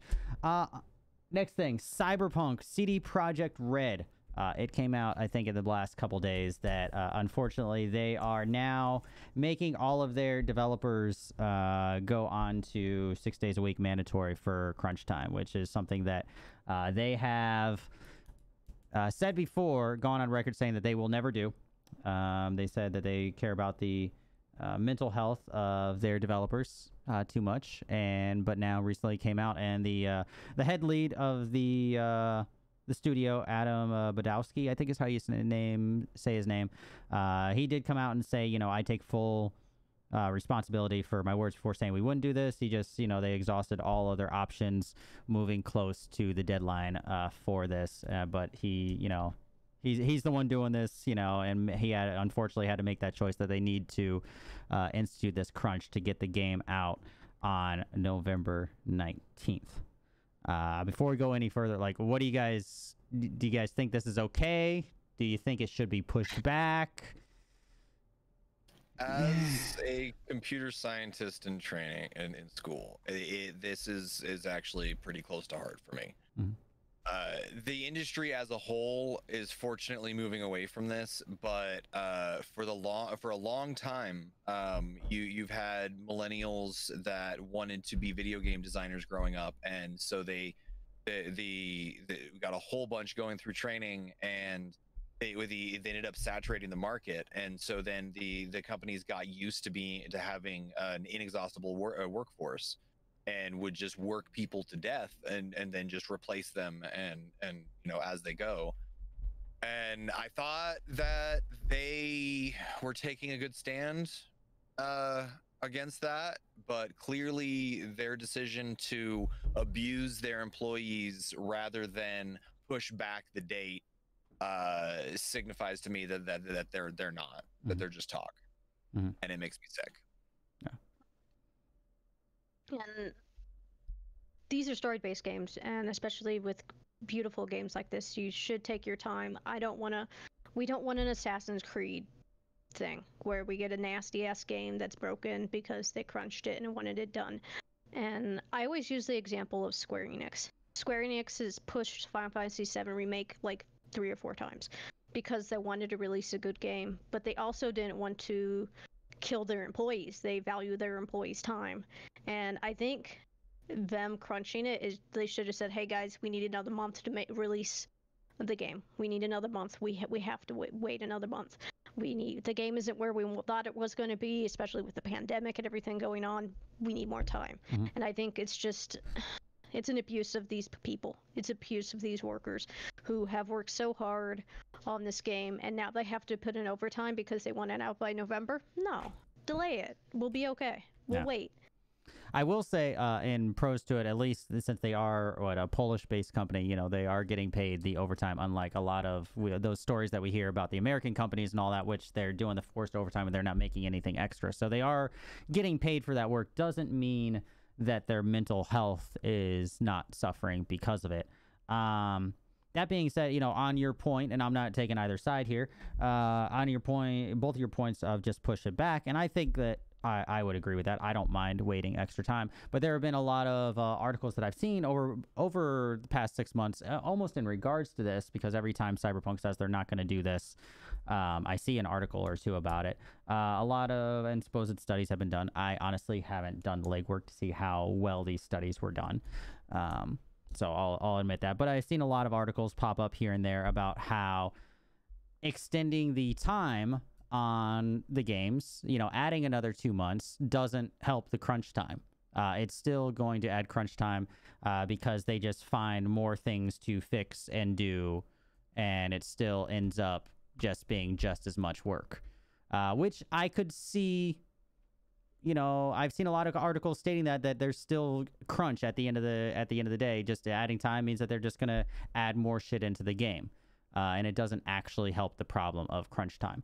And I could see that being a thing. I could very easily see, okay, we have an extra 2 months. All right, let's fix this. Okay, we have this time. Now let's do this.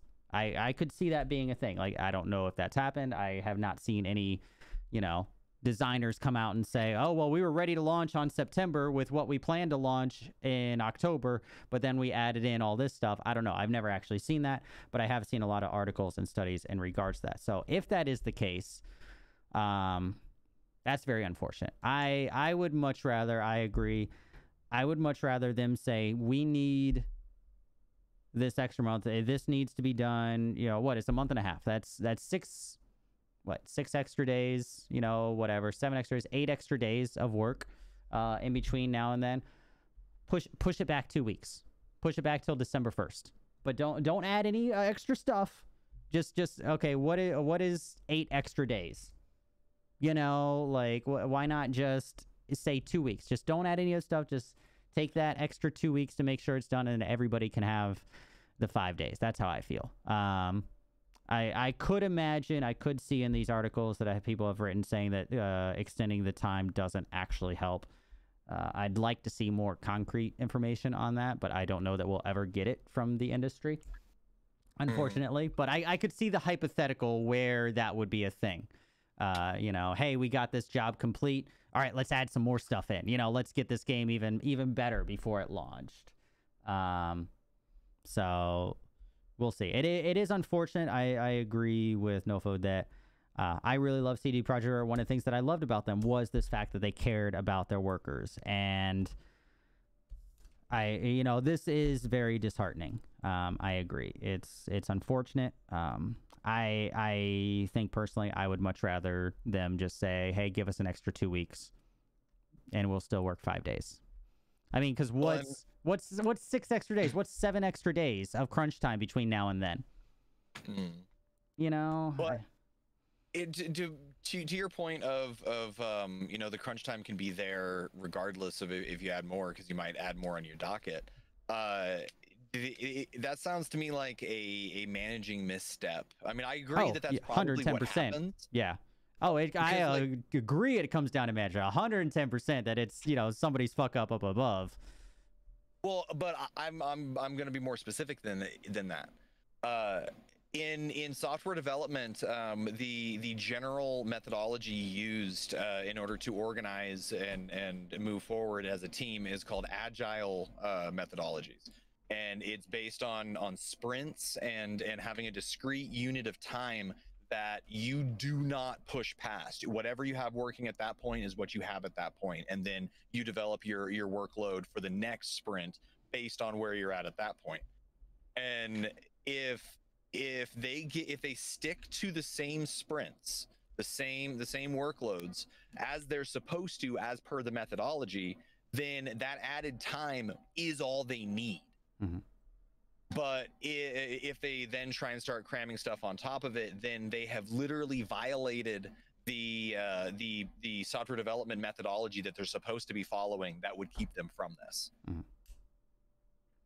Good to know. Good to know. I mean, that makes sense. So the other side of that is, like, you know, say I'm a leader or whatever. And now the articles that I did say before this, it was never mandatory overtime, which there is an issue with, you know, if they were doing like the 6 days, which you come into the peer pressure side of it, of overtime, especially when, you know, you're working on something that's a passion project. You know, if you're spending all this time, especially something like this game, they did have overtime happening, but it probably, you know, wasn't mandatory. But the peer pressure side of it is, if you're working along somebody, you know, there's going to be some animosity there if you're spending that extra day every week and, you know, the gym in the cubicle next to you doesn't. Like, it is what it is, you know, and it happens. And that's another something that we have to, you know, bring up in this conversation. If I randomly type something awkward, it's because Kitty is standing on the keyboard. Stop She also sends messages. It's funny. Yes, she randomly sends messages to everybody in Discord. It's great. Can you stop? No, like I agree. The manager, she is so feisty right now. What was I gonna say? I think the manager side of it, I'm torn because I could be like, definitely the mental health thing is an issue. I think the reason I said like the voluntary thing being an issue is, yeah, it's mandatory now for these 7 weeks or whatever, 7-8 weeks. But these folks were probably already putting in 6 days for the past 6 months, realistically, whether it was mandatory or not. And we got to keep that in mind because, yeah, 6 weeks, 7 weeks might not seem that much. And in a lot of industries, we have that. I mean, hell, culinary, I'm used to, most I worked in 1 week was 127 hours. Like, I've done it. I've been there. Like, there's diminishing returns, yeah. though. Yeah. But I'm just saying for the argument of, yeah, every industry has this and all that, like I would just, before, move it. And I agree with that. I do want to go cover that as well. There are a lot of people arguing that, in every industry you have, these crunch times or whatever. These folks have been probably doing this overtime and the 6-day and crunch and everything for, a year. And that's not mentally healthy. And just because it happens in your industry and it happens in mine, I was on 6 days and I had those hours. Like I pretty much did that every week, worked 6 days.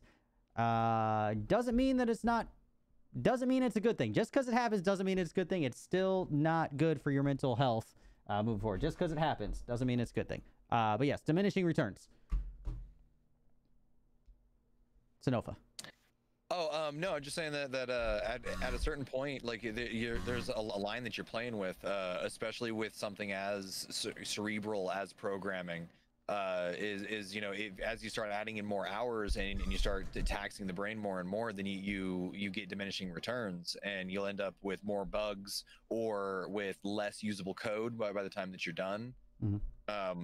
The average programmer is expected to put out, I think it's 4 lines of usable code per day. Keyword usable there. Mm-hmm. And that usability ends up going down the more fatigued that they get. So, hour 72. Yeah, hour 72, there's some weird bugs that come in, that you're writing into the code. In 3 days or whatever. Yeah, I could definitely see that. I don't know. It's unfortunate. I don't like it. I would rather them just push back like 2 weeks, whether or not it actually is a good thing or not. There you go. Gave you a treat because you're being a little terror. Whether or not, I don't know that we'll ever really know whether it's, a good thing. I think that, like Snowfa said with his insight there, it shouldn't add more crunch. If it does, that means that there's issues with just the way that they have all their workloads set up. Once again, though, doesn't mean it doesn't happen. Whether it should or not, Devil's advocate. There could be external factors such as manufacturing of the discs already being spooled up, or advertising already being spooled up. Yeah, no, and that's why I said, like, I'm trying to play both sides. Yeah, there may be reasons they've pushed this back since May. It was supposed to be in March, I think, initially, right? And then May, then September, and then so they've already pushed back. Maybe that's something that they have to have this out by this day. Like they have no other dates anymore. So, and we don't know that, unfortunately. Doesn't mean that it sucks any less. But yeah, that's the devil's advocate side. There very easily could be external things, and I hope that there is. Just the way that Projekt Red has shown themselves to be in the past, I don't envision this being an easy choice to make, just because I've talked about them doing a lot of things, donating a lot of money, making a lot of good steps, both for their workers and just in general in their environment, community around them, everything. So I'm really hoping that there's external factors that we don't know about, like you said, like that maybe they have to have it out by this date and there's no other things. But still, I personally, like you guys said, I would be okay if they pushed it back a month or whatever. Because at this point, like, whatever, I'd rather have a great game. I've always said that. I'd much rather a developer push back a game. But maybe there's external things. Not making excuses. I still think it's a shitty situation, but it could be a shitty situation for Adam Badowski as well, and that's maybe why he's coming out and saying that he's going to take all the heat for it and say that, yeah, we said we'd never do this, but I had to make this call because I had no other choice. And that's pretty much what he said in this statement. So he said devil's advocate, maybe there's a reason. I don't like it, but it is what it is. And the way that it stands right now, we're getting this game on November 19th. And hopefully the employees are going to be well compensated in a lot of different ways. Both, at least monetarily, they're getting compensated, which is nice because, there are plenty of companies looking at you, EA, because I could bet money that you probably don't, because it's fucking EA.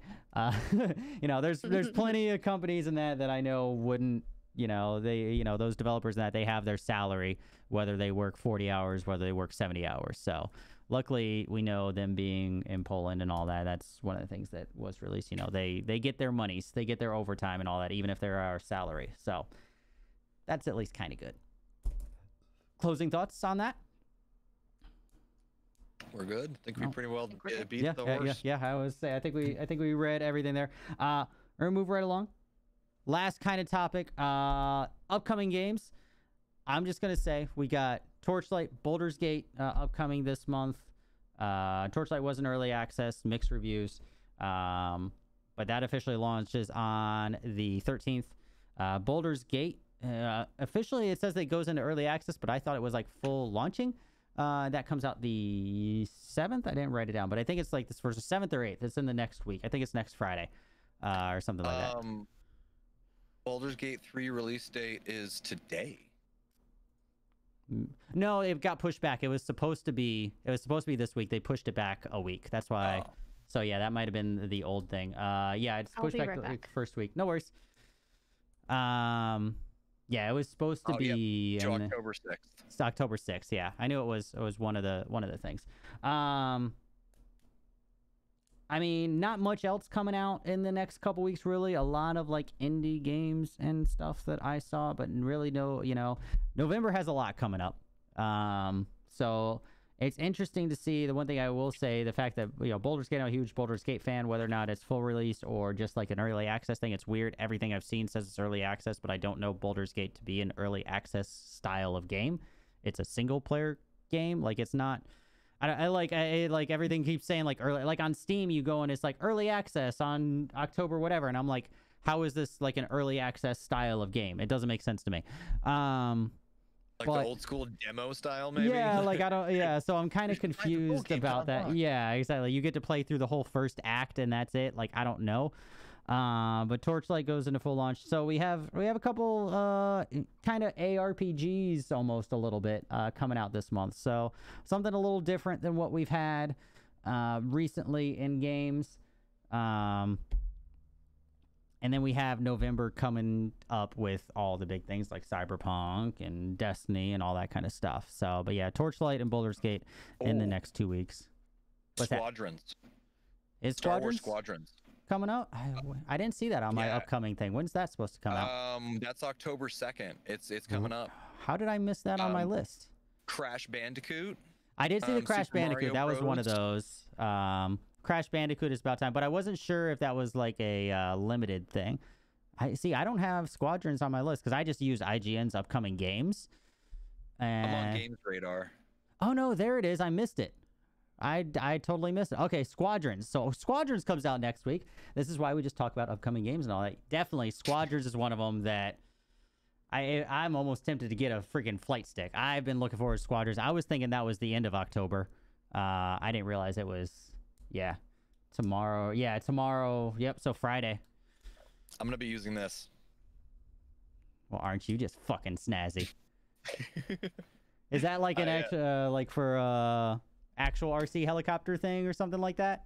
I've got RC planes and a race quad. Nice. Yeah, that's like there's so many like sticks like I've been looking at, like even when like Flight Sim came out, we were looking at and talking when Microsoft Flight Simulator was coming out. There were a couple good ones. So yeah, Star Wars Squadrons we talked about before. Like that Squadrons looks like so much fun. And of course, Sanofa has all his little things. He's like, here, look at this. Look at my toy. And then I break it. I'm kidding. That thing's free-fallen from 100 feet. Been fine. Oh, batteries ran out. Fuck. No. No, Squadrons No, I'm definitely looking forward to. Amazing. Yeah, Squadrons is one that is definitely on my list. Baldur's Gate, of course. I'm a huge Baldur's Gate fan, so I'm looking forward to that. Squadrons. Crash Bandicoot, if you're a fan of platformers. I just didn't... That was one that it was listed there, but I didn't have time to look and see. I thought it was just like a re-release or something like that. I didn't realize it was like the new one that was being advertised, like coming out. Yes, it's the brand new one. Okay, yeah, I just saw a Crash Bandicoot game on there. So it's only for PlayStation, so a lot of people just didn't look at got it. Maybe that's Xbox as well. Is it? Xbox Yeah, it does, as well. Oh god, I don't it know does what to say do about Xbox that. One. Yeah, on this list. Okay, Is it going to be Yeah. on Game Pass? Because if it's on Game Pass, I'll play it. it might be. There you go. Let's look and see. Hold on, let me pull up. Hold on, let me Xbox. Fuck, which app do I use anymore? Console. Xbox Companion. Console app. Companion. I just No, type in Xbox. No, no, not that. Well, there's like 17 different fucking PC. Xbox apps anymore on the PC. Yeah. Yeah, I doubt it's on Game Pass. They've been putting lots of stuff on But Game they Pass, have though. been, yeah. Like it's there's been some weird stuff. Like even fucking like when Wasteland came out, which I still have yet to play because I need somebody to play it with because I want to do the co-op. But let's see. Crash. Is that weird space one you liked? Not the weird space one. It's that was different. That one was Mortal something Mortal by Mortal. That one was the Dark Souls style game. Oh no, it was Outer Worlds. That's the one I was thinking Outer of. Worlds. Yeah, that was the Fallout style thing. No, the Wasteland is by an old school Fallout style game.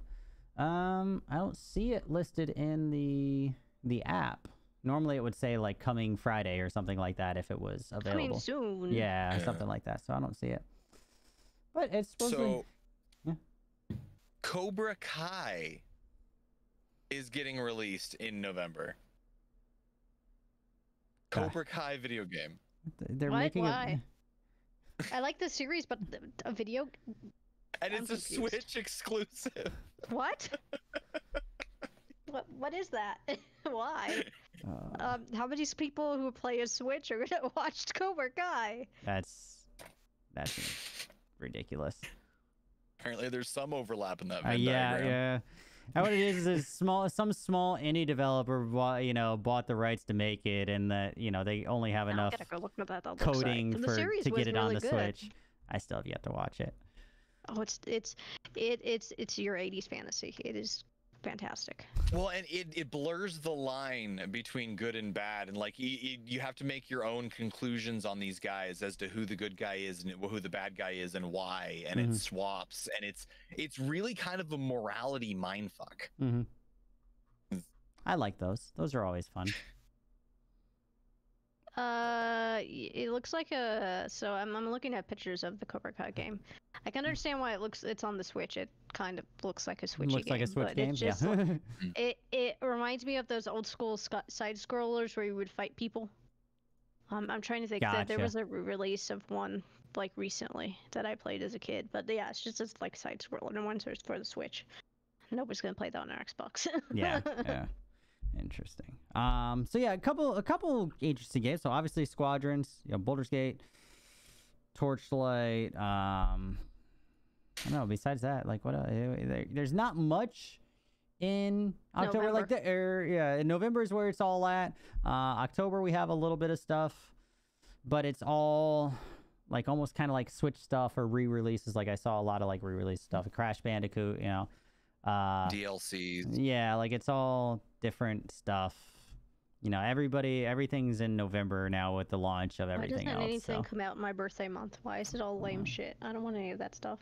Well, Give me the cool stuff. Watchdog Legions is saying it's October. Didn't that get pushed back? I got pushed back, I Yes. think, to the launch. I think it's supposed to launch around the next generation of stuff. Okay. I can't remember. let's I know it got see. pushed back. It still says the 29th of October. On this page, yeah. Maybe it But I got think pushed back they to October. Maybe it was October 29th. I knew it was close to the launch of the new gen, so maybe October 29th could be something. Yeah, everything sounds says right. the 29th. Yeah. Yeah, I don't see it listed here. Oh, they're releasing it on Stadia. I mean, okay. Yeah. Yeah, it's one of those that, yeah, it's Everything a and Stadia Stadia. thing, yeah. Yeah, October 29th. We'll see. That's the Google thing. Let me see their actual site if it says. I was disappointed in the last Watch Dogs game, so I'm not. Yeah, this one looks better. I think it has potential. I don't know that I'm going to, be really spending money for it, but It's on Game Pass. it's on Game Pass, and you know what? I'll play it on Game Pass. So I did play that Tell Me Why game. It was actually really good. that's good. It was really short though. Really, really short. Yeah. Super short. All the more reason for Game Pass, guys. All these games that come out being on Game Pass. Whoa. Even if one every couple months comes out, it's good to go. Oh, we lost Nofa. Come. Just give me a sec. No, you're good. No, that's really it. That's the end of topics and all the good stuff. Kind of a little bit of a shorter show-ish tonight. But yeah, so it's a couple good games coming out, but mainly everything else in November moving forward. So we'll see. More reason to play Phasmagasm and, whatever else you guys are playing, Among Us and all those other fun games. And then we can all hang out and play whatever in November. But yeah, Squadrons will be fun. God, I wish I had a flight stick. Because, man... It'll be crossplay. What? Can you play it with your friends? What, Squadrons? Yeah. I don't even Or is it know. Everything I've seen about it, honestly, I have Let's see. drooled just so much about everything about it that I don't... It's one of those, I'm just excited either way from everything I've seen that I actually don't know much about it, if that makes sense. I'm just like, ooh, yeah, this Yeah, looks it seems awesome. This about looks it. awesome. This looks That's awesome. fanboy. See, I haven't been as fanboy about it because I used to read the books and Squadrons was always just fucking boring to me, so I'm not as excited as everybody else is. It's multiplayer. Cool. Oh god. Right, so you're gonna blow up your friends. That's what's gonna Hell happen. yeah. You're gonna get mad at your friends and you're gonna blow Fuck them yeah, up. there better be friendly fire.